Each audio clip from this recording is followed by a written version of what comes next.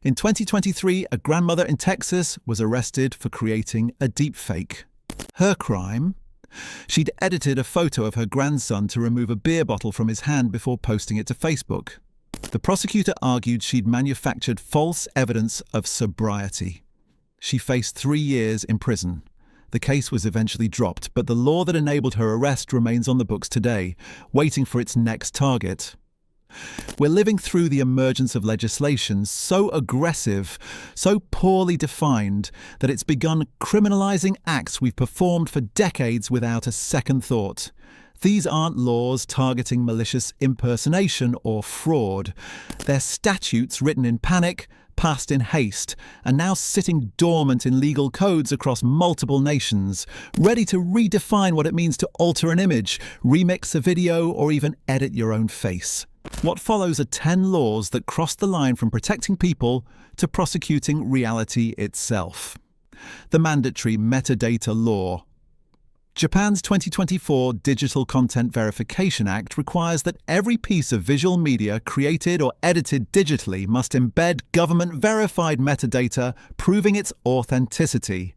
If you take a photo on your phone and adjust the brightness, you're required by law to register that edit with a centralized authority before sharing it online. Failure to do so can result in fines up to 500,000 yen, approximately $3,400 US.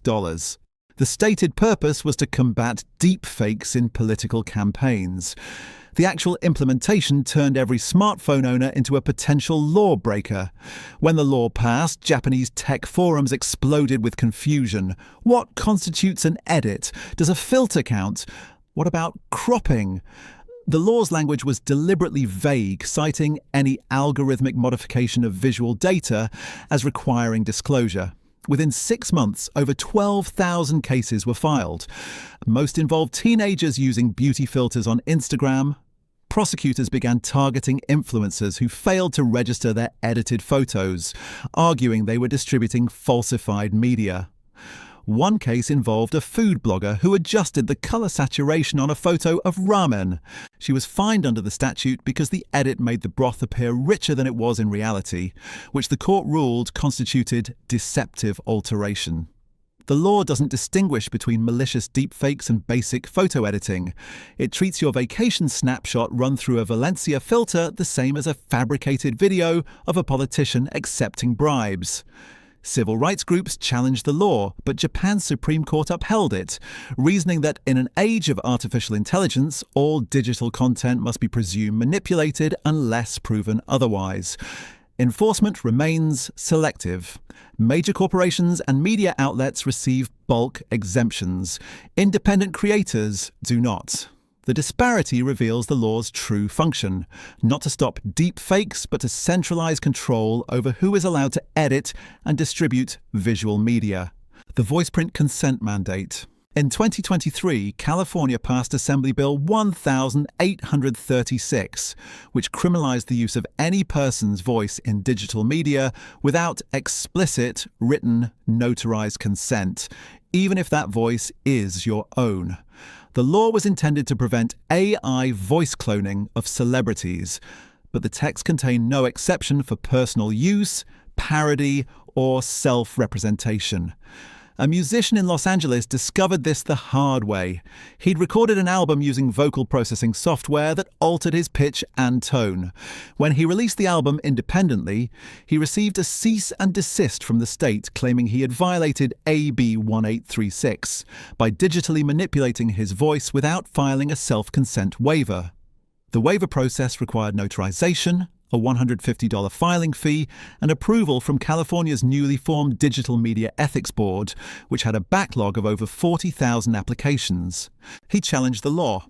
The case went to the Ninth Circuit, which ruled in favor of the state, arguing that because AI voice synthesis technology existed, all voice modification fell under the statute's jurisdiction. The ruling created a precedent.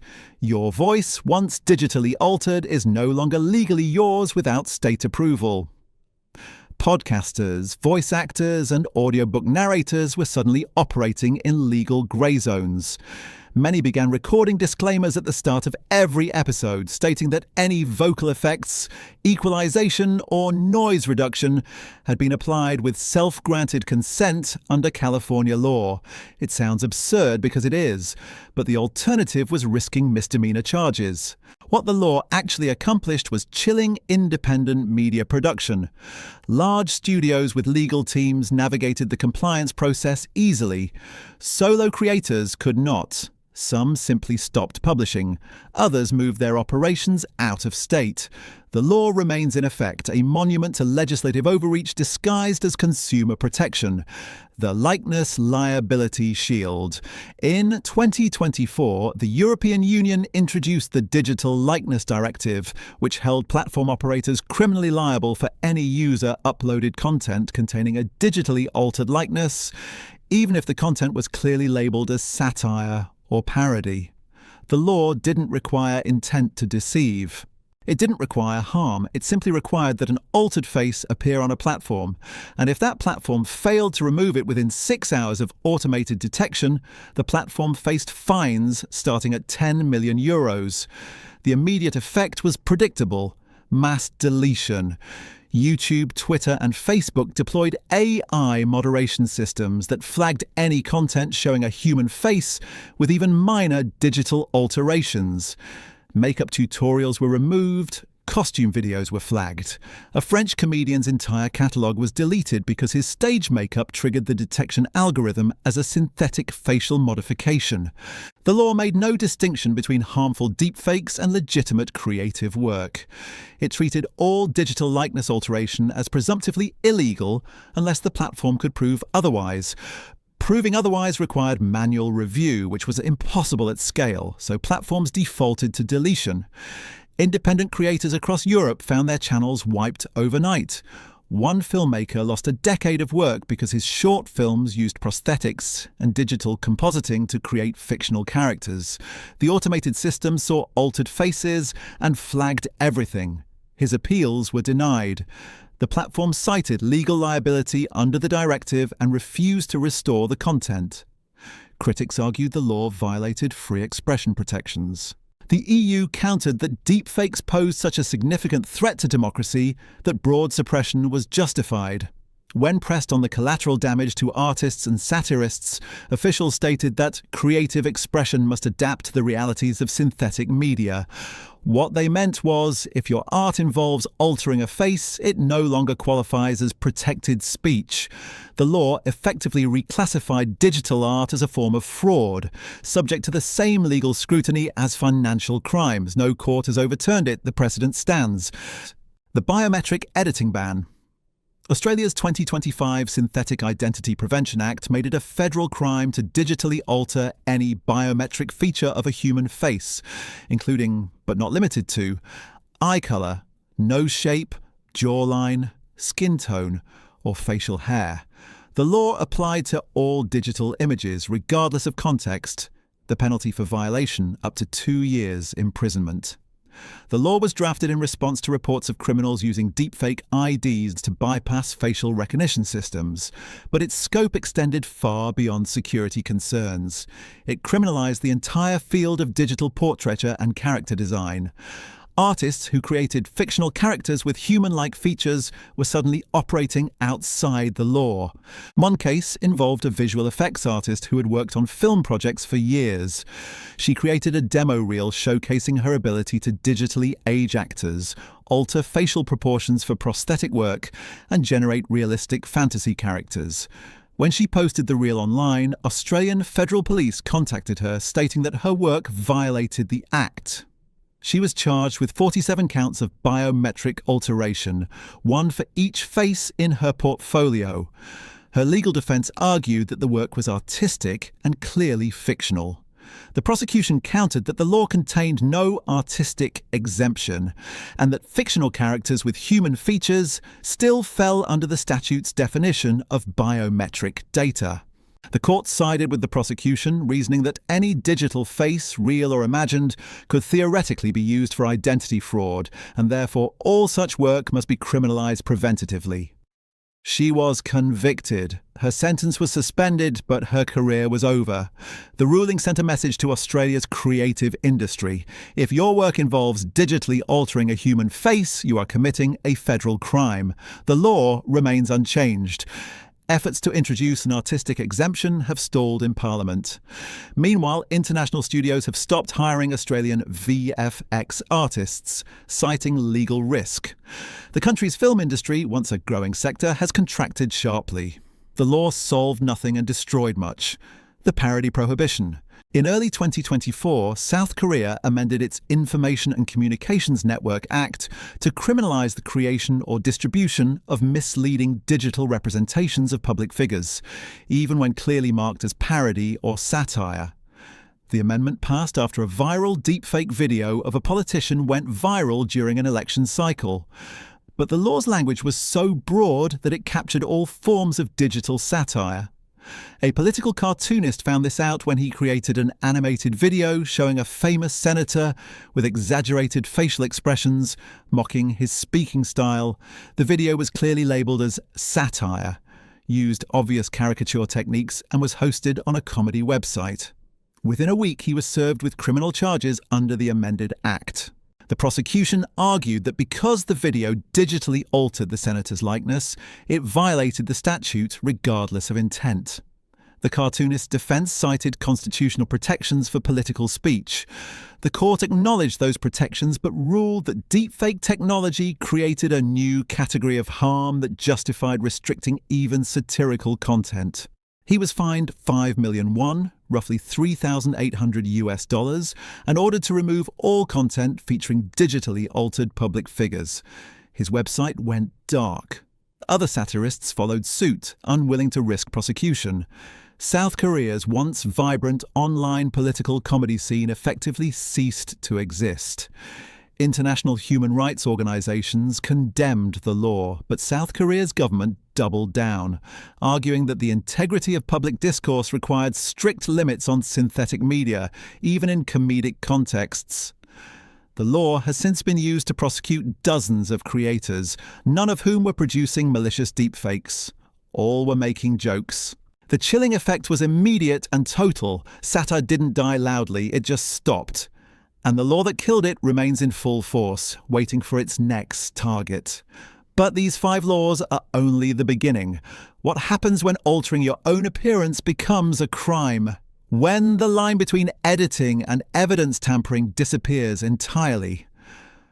No face, no access.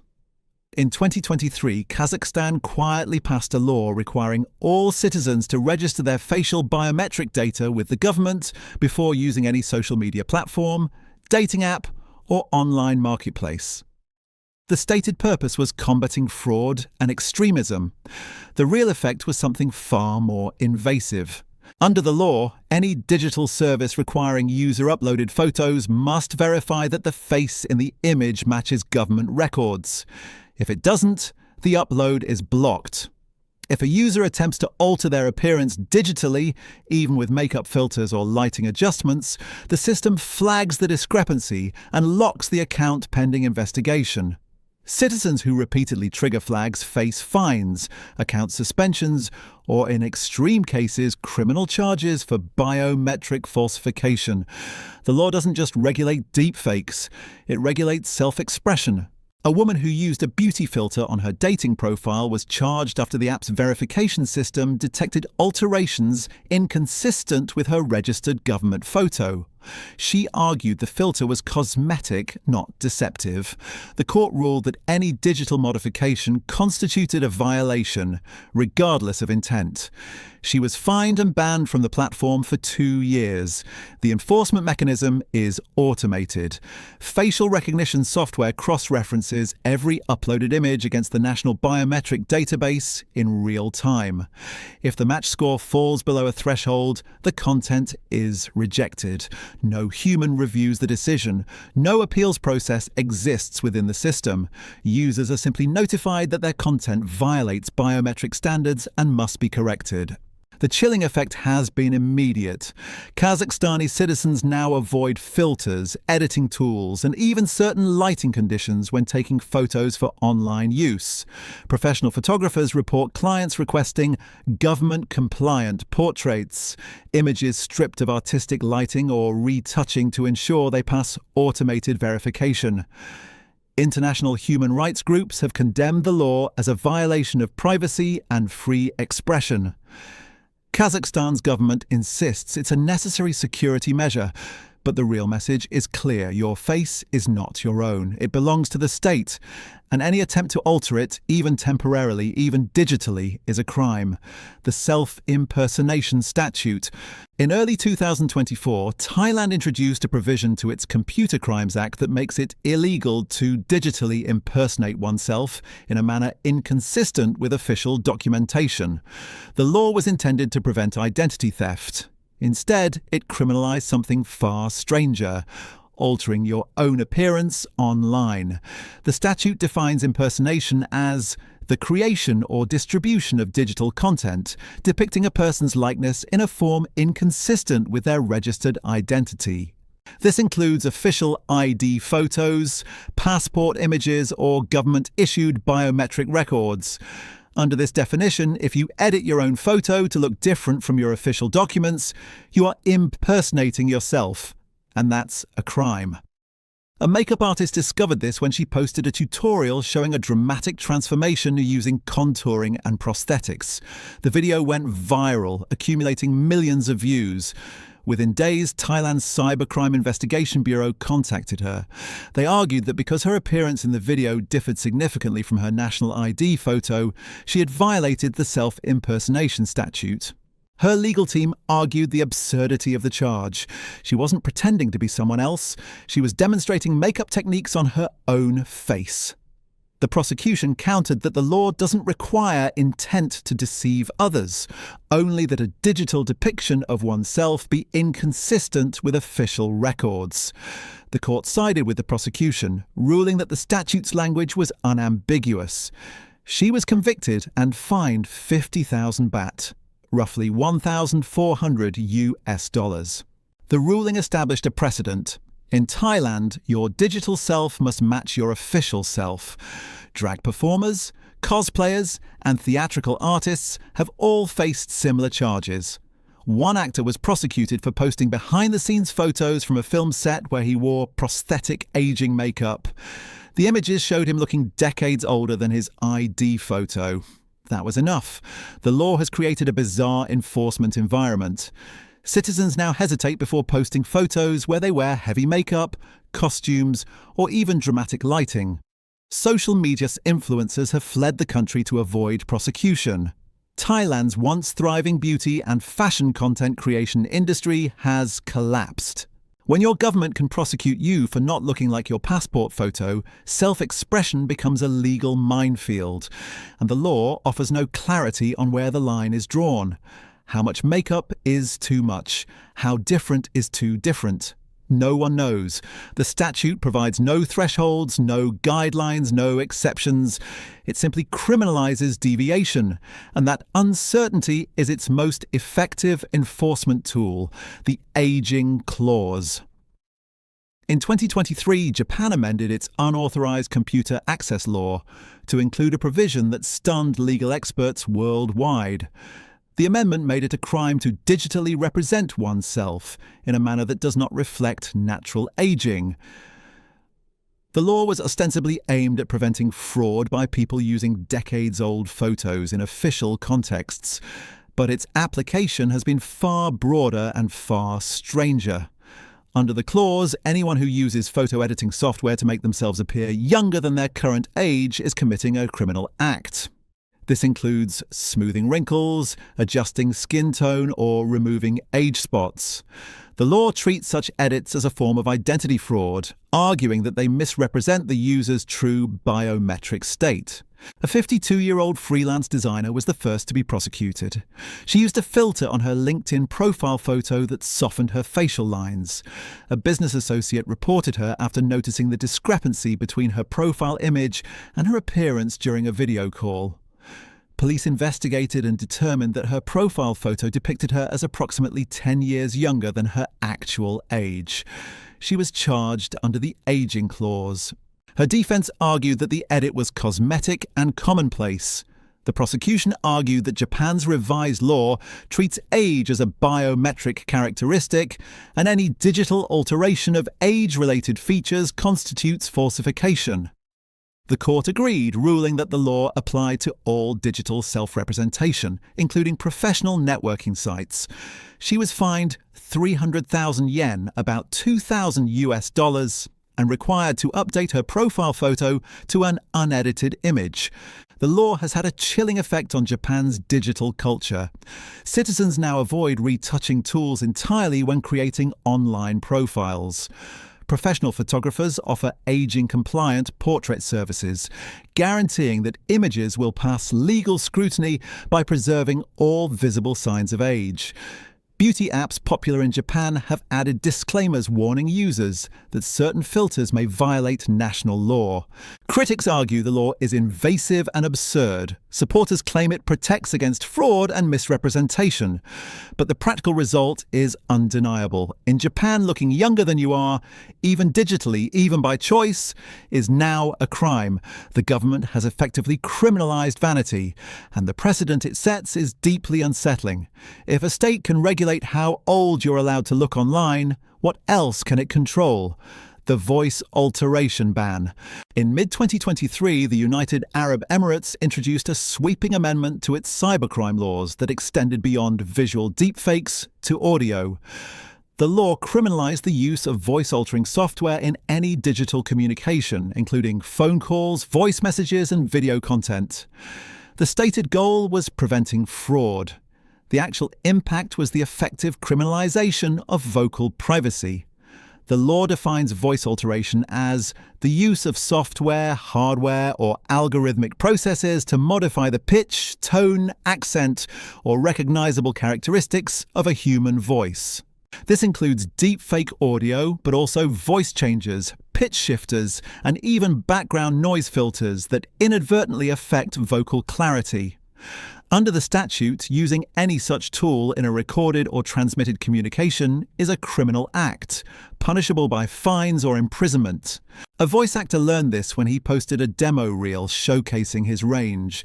The reel included clips where he used pitch-shifting software to demonstrate character voices. Within weeks, UAE authorities contacted him, citing violations of the voice alteration ban. He argued that the content was clearly fictional and professionally labelled. Prosecutors countered that the law contains no exceptions for artistic or professional use. He was fined 20,000 dirhams, approximately $5,400, and ordered to remove all content containing digitally altered audio. The law's reach extends beyond professionals. A woman who used a voice filter during a video call to protect her identity while discussing a sensitive personal matter was reported by the person she was speaking to. She was investigated and ultimately charged. Her defense argued that she had a right to privacy. The court ruled that the law prioritizes identity verification over individual privacy rights. She was convicted. Journalists, activists, and whistleblowers in the UAE now face an impossible choice. Use their real voice and risk identification, or use voice alteration and face criminal prosecution. Several have fled the country. Others have stopped producing audio content entirely. The law has effectively silenced dissent by removing one of the last tools for anonymous communication. International free speech organizations have condemned the statute as authoritarian overreach. The UAE government maintains that the law is necessary to combat fraud and misinformation. But the message is unmistakable. Your voice, like your face, is not your own. It is a biometric identifier owned by the state, and any attempt to obscure it for any reason is a crime. The regulations are tightening. What began as laws targeting malicious deepfakes has metastasized into a system where editing your own image, altering your own voice, or even looking different from your government file is treated as criminal activity. These aren't hypothetical scenarios. They're active statutes enforced daily, destroying lives and careers. And they're spreading. More nations are watching. More legislators are drafting similar language. The precedent is being set. Control over your digital self is not a right. It's a privilege the state can revoke.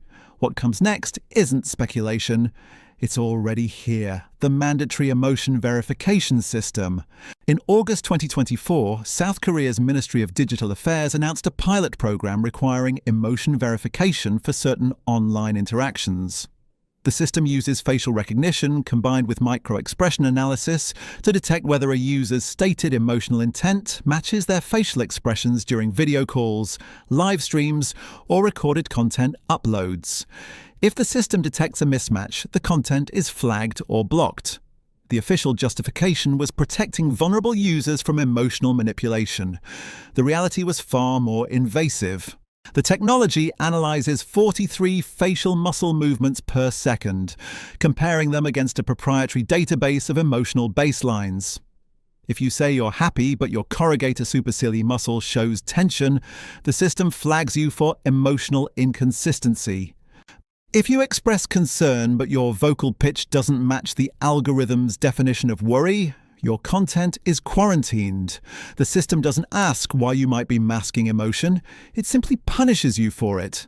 A therapist conducting online sessions discovered this when multiple clients were locked out mid-session. The system determined their facial expressions didn't match the emotional content of their speech. Trauma survivors often display flat affect when discussing painful experiences, a well-documented psychological response. The algorithm interpreted this as deception. Sessions were terminated automatically. Several clients were flagged in a national database as potential security risks. The therapist's license was suspended pending investigation into facilitation of emotional fraud. Actors face similar consequences. A performer rehearsing a dramatic monologue was flagged because her expressions during a tragic scene didn't align with the algorithm's model of genuine grief. She wasn't genuinely grieving, she was acting. But the system can't distinguish between performance and deception. Her content was removed, her account was restricted, appeals were denied, the system expanded rapidly. Within months, it was integrated into job interview platforms, customer service portals, and educational video submissions. Students submitting recorded presentations were flagged for emotional inauthenticity if their enthusiasm levels didn't meet algorithmic thresholds. Workers on video calls were marked down in performance reviews for inconsistent emotional presentation. The system didn't account for neurodivergence, cultural differences in emotional expression, or simple fatigue. It only measured deviation from an arbitrary norm. One case involved a woman with autism who naturally maintains limited facial expression. She was repeatedly flagged during work meetings, accused of disengagement and dishonesty. She provided medical documentation explaining her condition. Her employer responded that the algorithm's assessment took priority over self-reported medical status. She was terminated. Her wrongful termination lawsuit was dismissed. The court ruled that emotional verification systems constitute legitimate workplace safety measures. The program is now being considered for adoption in Japan, Singapore, and parts of Europe.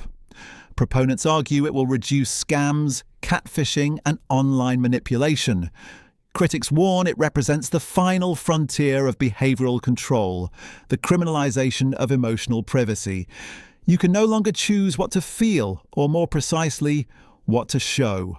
Your face must match your words, or you will be punished. The biometric consent mandate. In January 2025, the European Union passed Regulation 2025/88, requiring all users of platforms with over 1 million EU-based accounts to submit to biometric verification before posting content. The regulation mandates facial scans, voice prints, and behavioral pattern analysis. Consent is technically optional, but opting out results in a permanent ban from participation in digital spaces governed by the regulation. It is consent in name only. Name. The regulation defines biometric verification as a one-time submission of facial geometry, voice frequency mapping, and typing cadence analysis. Once submitted, this data is stored in a centralized EU database accessible to platform operators, law enforcement, and regulatory agencies. The data is marked as immutable identity verification, meaning it cannot be deleted even if the user closes their account. It exists in perpetuity. Privacy advocates immediately challenged the regulation. Their primary argument: biometric data, once compromised, cannot be changed. If your password leaks, you create a new one. If your biometric data leaks, you cannot generate a new face. The EU's response was that the database employs military-grade encryption. History has shown that no database is impenetrable. The regulation offers no remedy for users whose biometric data is stolen. Early enforcement has been aggressive. A blogger who refused biometric submission was banned from all major platforms operating in the EU. She attempted to access those platforms using a VPN. Authorities traced her activity and fined her €15,000 for circumvention of identity verification systems. Her appeal cited freedom of expression. The court ruled that participation in digital communication is a privilege contingent upon compliance with verification mandates. Artists, journalists, and activists have fled to smaller, non-EU platforms. But those platforms are being pressured to adopt similar verification systems or face exclusion from EU markets. Several have complied. Others have shut down entirely, unable to afford the infrastructure required for biometric storage and verification. The result is a rapidly consolidating digital landscape where only platforms willing to enforce biometric mandates can survive. Dissent is effectively impossible. A verified identity means every statement, every post, every comment is permanently linked to a legal name and biometric profile. Whistleblowers cannot operate. Anonymous reporting cannot exist. The regulation has created a system where speech is only permitted if it is traceable, categorizable, and enforceable. The chilling effect is unmeasurable because no one dares to speak.